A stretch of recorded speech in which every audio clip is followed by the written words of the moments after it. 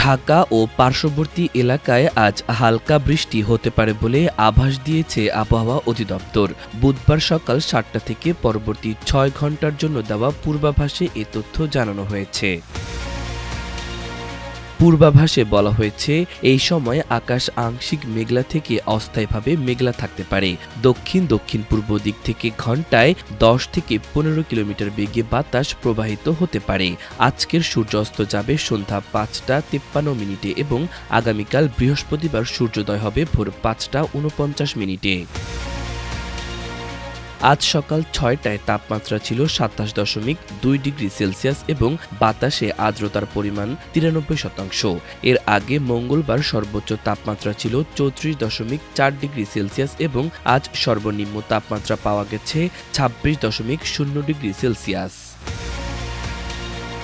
এর আগে মঙ্গলবার সকাল ৭টা থেকে পরবর্তী ৬ ঘন্টার জন্য দেওয়া পূর্বাভাসে ঢাকায় হালকা বৃষ্টি হতে পারে বলে জানিয়েছে আবহাওয়া অধিদপ্তর। ওই পূর্বাভাসে বলা হয়, ঢাকা ও পার্শ্ববর্তী এলাকার আকাশ আংশিক মেঘলা থাকার সম্ভাবনা রয়েছে। এ সময় দক্ষিণ পূর্ব দিক থেকে ঘন্টায় ৮ থেকে ১২ কিলোমিটার বেগে বাতাস প্রবাহিত হতে পারে। দিনের তাপমাত্রা সামান্য বৃদ্ধি পেতে পারে।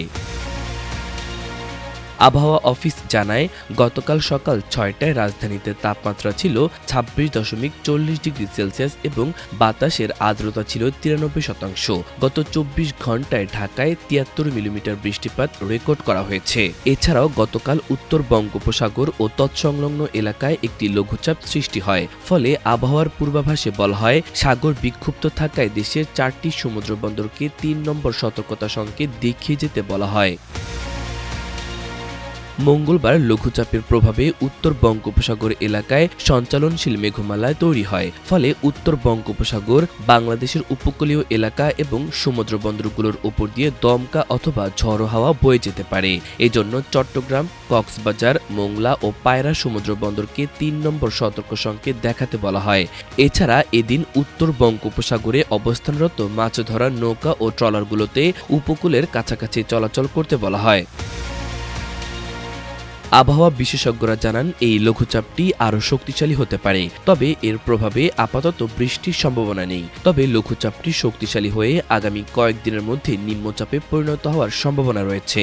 তবে এটি ভারতীয় উপকূলের দিকে যেতে পারে, তখন হয়তো বাংলাদেশের উপকূলীয় অঞ্চলে বৃষ্টি ঝরবে। মাল্টিমিডিয়া ডেস্ক, আমার দেশ।